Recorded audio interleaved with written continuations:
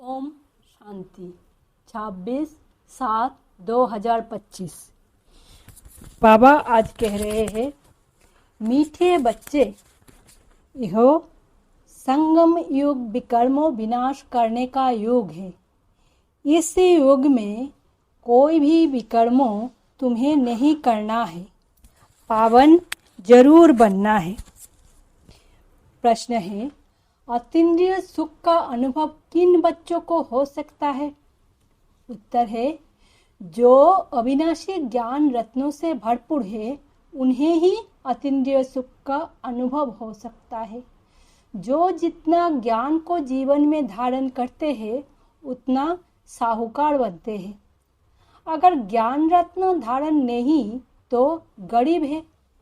बाप तुम्हें past, present, future का ज्ञान देकर त्रिकालदर्शी बना रहे हैं। गीत है ओम नमः शिवाय। Om Shanti. Past so present चल रहा है, फिर ये जो प्रेजेंट है वो पास्ट हो जाएगा। यह गायन करते हैं पास्ट का। अभी तुम पुरुषोत्तम संगम युग पढ़ो। पुरुषोत्तम अक्षर जरूर डालना चाहिए। तुम प्रेजेंट देख रहे हो। जो पास्ट का गायन है वो अब प्रैक्टिकल हो रहा है, इसमें कोई संशय लाना नहीं चाहिए। बच्चे जानते हैं संगम युग भी है, कलयुग का अंत भी है। बराबर संगम युग 5000 वर्ष पहले पास्ट हो गया है, अब फिर प्रेजेंट है। अब बाप आए हैं, फ्यूचर भी वही होगा जो पास्ट हो गया। बाप राजयोग सिखला रहे हैं, फिर सतयुग में राज्य पाएंगे। अभी है संगम युग। यह बात तुम बच्चों के सिवाय कोई भी नहीं जानते। तुम प्रैक्टिकल में राजयोग सीख रहे हो। यह है अति सहज। जो भी छोटे अथवा बड़े बच्चे हैं, सबको एक मुख्य बात जरूर समझानी है कि बाप को याद करो तो विकर्म विनाश होंगे। जबकि विकर्म विनाश होने का समय है, तो ऐसा कौन होगा जो फिर विकर्म करेगा? परंतु माया विकर्म करा देती है। समझते हैं चमाट लग गई, हमसे यह कड़ी भूल हो गई। जबकि बाप को बुलाते हैं कि हे पतित पावन आओ। अब बाप आया है पावन बनाने, तो पावन बनना चाहिए ना। ईश्वर को बनकर फिर पतित नहीं बनना चाहिए। सतयुग में सब पवित्र थे। यह भारत भी पावन था। गाते भी है वॉइसलेस वर्ल्ड और विशेष वर्ल्ड। वो संपूर्ण निर्विकारी, हम विकारी हैं, क्योंकि हम विकार में जाते हैं। विकार नाम ही विशेष का है। पतित भी बुलाते हैं आकर पावन बनाओ, क्रोधी नहीं बुलाते। बाप भी फिर ड्रामा प्लेन अनुसार आते हैं। जरा भी फर्क नहीं पड़ सकता। जो पास्ट हुआ है सो प्रेजेंट हो रहा है। पास्ट, प्रेजेंट, फ्यूचर को जानना उनको ही त्रिकालदर्शी कहा जाता है। यह याद रखना पड़े। ये बड़ी मेहनत की बातें हैं। घड़ी घड़ी भूल जाते हैं। नहीं तो तुम बच्चों को कितना अतीन्द्रिय सुख रहना चाहिए। तुम यहाँ अविनाशी ज्ञान धन से बहुत बहुत साहूकार बन रहे हो। जितनी जिसकी धारणा है वो बहुत साहूकार बन रहे हैं, परंतु नई दुनिया के लिए। तुम जानते हो हम जो कुछ करते हैं सो फार फ्यूचर नई दुनिया के लिए। बाप आए ही है नई दुनिया की स्थापना करने, पुरानी दुनिया का विनाश करने। हूबहू कल पहले मिसाल ही होगा। तुम बच्चे भी देखेंगे नेचुरल कैलामिटीज भी होनी है। अर्थक्वेक हुई और खत्म। भारत में कितनी अर्थक्वेक होगी? हम तो कहते हैं ये तो होना ही है। अर्थक्वेक कल पहले भी हुआ है, तब तो कहते हैं सोने की दरिका नीचे चली गई है। बच्चों को यह अच्छी रीति बुद्धि में बिठाना चाहिए कि हमने 5000 वर्ष पहले भी यह नॉलेज ली थी। इसमें जरा भी फर्क नहीं। बाबा, 5000 वर्ष पहले भी हमने आपसे वर्षा लिया था। हमने अनेक बार आपसे वर्षा लिया है, उनकी गिनती नहीं हो सकती। कितनी बार तुम विश्व के मालिक बनते हो, फिर फकीर बनते हो। इस समय भारत पूरा फकीर है। तुम लिखते भी हो ड्रामा प्लेन अनुसार। वो ड्रामा अक्षर नहीं कहते, उनका प्लेन ही अपना है। तुम कहते हो ड्रामा के प्लेन अनुसार हम फिर से स्थापना कर रहे हैं 5000 वर्ष पहले मुआफिक। कल पहले जो कर्तव्य किया था सो आप भी श्रीमत द्वारा करते हैं। श्रीमत द्वारा ही शक्ति लेते हैं। शिव शक्ति नाम भी है ना, तो तुम शिव शक्तियाँ देवियाँ हो जिनका मंदिर में भी पूजन होता है। तुम ही देवियाँ हो जो फिर विश्व का राज्य पाती हो। जगदम्बा को देखो, कितनी पूजा है, अनेक नाम रख दिए हैं। है तो एक ही, जैसे बाप भी एक ही शिव है। तुम भी विश्व का स्वर्ग बनाते हो तो तुम्हारी पूजा होती है। अनेक देवियाँ हैं, लक्ष्मी की कितनी पूजा करते हैं। दीपमाला के दिन महालक्ष्मी की पूजा करते हैं। वह हुई हेड, महाराजा महारानी मिलाकर महालक्ष्मी कह देते हैं। उसमें दोनों आ जाते हैं। हम भी महालक्ष्मी की पूजा करते थे। धन वृद्धि को पाया तो समझेंगे महालक्ष्मी की कृपा हुई। बस हर वर्ष पूजा करते हैं। अच्छा, उनसे धन मांगते हैं, देवी से क्या मांगे? तुम संगम युगी देवियाँ स्वर्ग का वरदान देने वाली हो। मनुष्य को यह पता नहीं है कि देवियों से स्वर्ग की सब कामनाएं पूरी होती है। तुम देवियाँ हो ना, मनुष्य को ज्ञान दान करती हो जिससे सब मनोकामनाएं पूर्ण कर देती हो। बीमारी आदि होगी तो देवियों को कहेंगे ठीक करो, रक्षा करो। अनेक प्रकार की देवियाँ हैं। तुम हो संगम युग की शिव शक्ति देवियाँ। तुम ही स्वर्ग का वरदान देती हो। बाप भी देते हैं, बच्चे भी देते हैं। महालक्ष्मी दिखाते हैं, नारायण को गुप्त कर देते हैं। बाप तुम बच्चों का कितना प्रभाव बढ़ाता है। देवियाँ 21 जन्मों के लिए सुख की सब मनोकामनाएं पूरी करती है। लक्ष्मी से धन मांगते हैं। धन के लिए ही मनुष्य अच्छा धंधा आदि करते हैं। तुमको तो बाप आकर सारे विश्व का मालिक बनाते हैं, अथाह धन देते हैं। श्री लक्ष्मी नारायण विश्व के मालिक थे, अभी कंगाल है। तुम बच्चे जानते हो राजाई की फिर कैसे धीरे धीरे उतरती कला होती है। पुनर्जन्म लेते लेते कला कम होते होते अभी देखो कैसी हालत आकर हुई है। ये भी नई बात नहीं। हर 5000 वर्ष बाद चक्र फिरता रहता है। अभी भारत कितना कंगाल है। रावण राज्य है, कितना ऊंच नंबर 1 था, अभी लास्ट नंबर है। लास्ट में ना आए तो नंबर 1 कैसे जाए? हिसाब है ना। धीरज से अगर विचार सागर मंथन करे तो सब बातें आपे ही बुद्धि में आ जाएंगी। कितनी मीठी मीठी बातें हैं। अभी तो तुम सारे सृष्टि चक्रों को जान गए हो। पढ़ाई सिर्फ स्कूल में नहीं पढ़ी जाती।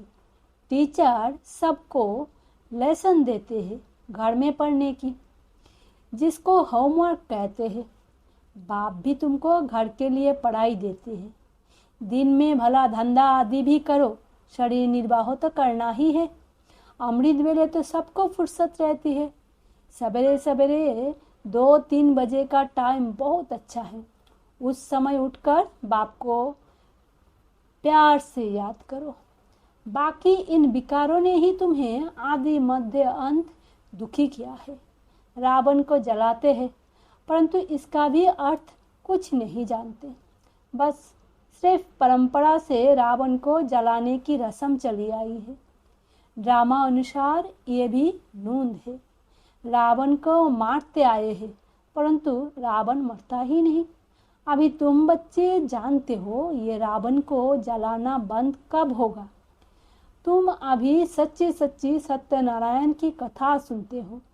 तुम जानते हो कि हमको अभी बाप से वर्षा मिलता है।